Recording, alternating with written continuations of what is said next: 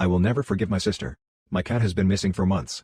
When I found him at my boyfriend's house months ago and took him in, he could fit in the palm of my hand. He had a little frostbite on his tiny toes, since it was January. He ran at first, but I put out food and he came right up.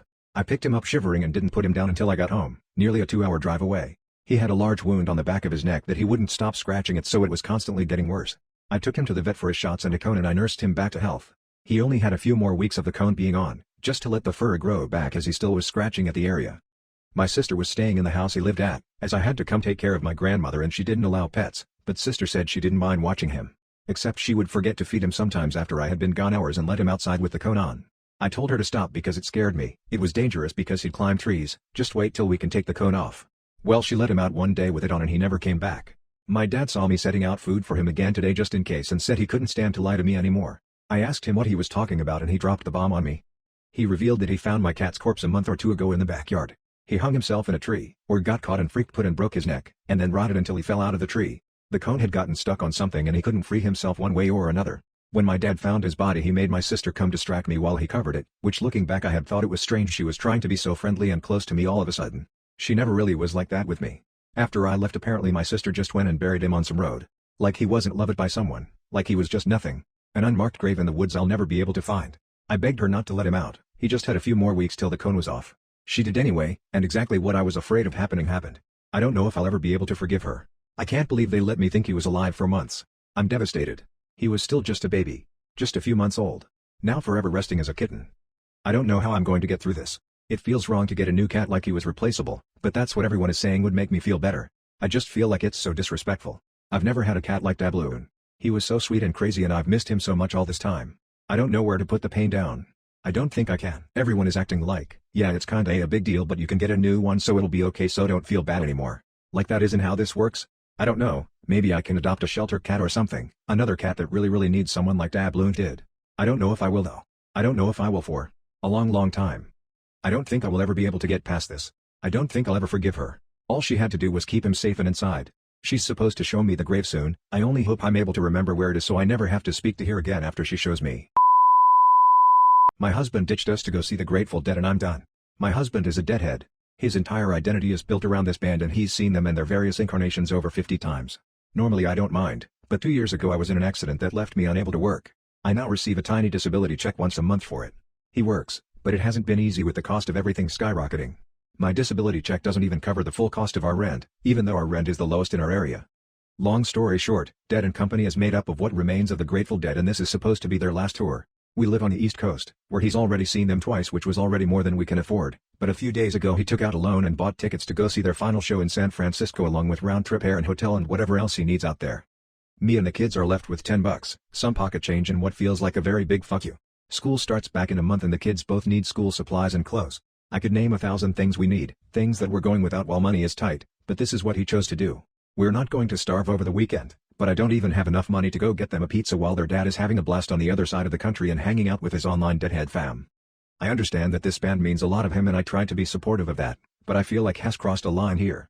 He refused to talk about how much all of this is costing us, but when I looked up the cost of concert tickets, flight tickets, hotels, transportation and food, the bare minimum figure I get is still around $1,000. It could very well be and probably is a lot more than that. I've supported him through a lot of things, but this weekend, while he's off having fun and leaving us to fend for ourselves, I'm slowly planning my divorce. I'm playing nice while I get all of my ducks in a row, but this is it for me. I'm tired of watering down essentials like shampoo or laundry soap, living off rice and beans just for him to turn around and take out a loan so he can go to a show all by himself across the country. I asked a guy out for the first time yesterday and he rejected me. I keep seeing on Reddit that apparently women are now making the first move, like they are asking men out on dates or being more assertive, like paying for dates and stuff. I was always scared to do this, but I decided to give it a try, especially since I hear men would love to be approached since they don't get much female attention. I asked out this cute guy from my work. I see him a lot outside my work building during breaks and I've spoke to him a couple times. I asked him on a date and he looked at me and laughed and said sorry no and he walked away from me. I spent my break crying in my car.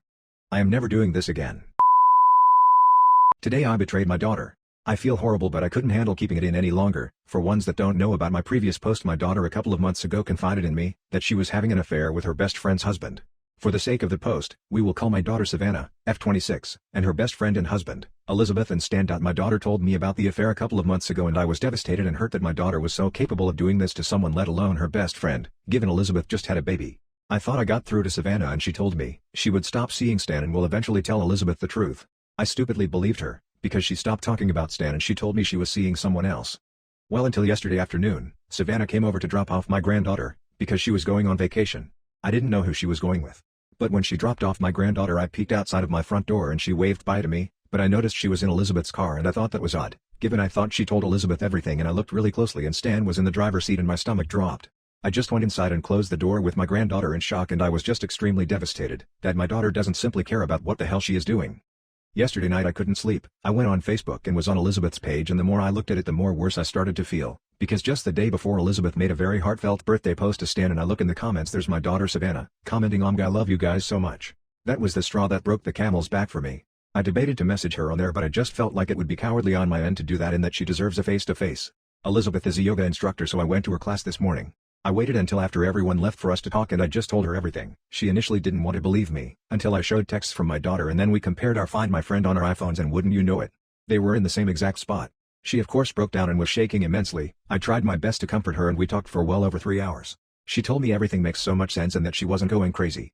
I just felt extremely terrible for her the whole time. By the end of our conversation, she told me not to tell anyone we had this conversation, and I'm honestly still confused by that because she didn't vocalize that she was leaving him or staying with him. So I'm not sure what she will do, so who knows, she might go mask off and expose everything or quietly file for a divorce. So now I'm at home, hoping and praying I did the right thing. I think my husband cheated on me with his sister. I know it sounds insane and I don't want to believe this is true. I have 32 married my HM 33, let's call him Steve, a year ago. We worked together and it happened really quickly, but I'm happy with how it turned out. I was married before and have a son, and Steve was really welcoming and is always treating him like he is his real father. Last week we were fighting a lot over some money he lost gambling. I have to say Steve does not have a problem with gambling. He has a rule to never spend more than $20 in a week, and he has never crossed that limit as long as I known him. Well, last week he did. He spent $50 over his limit and it really scared me, so I got angry and he got really defensive. I got an opportunity for a work trip, so I took it. Figured we both needed some space after those arguments. I left and finished my work earlier, so I went back early. I wanted to see Steve and my son. I didn't tell him that I am coming back.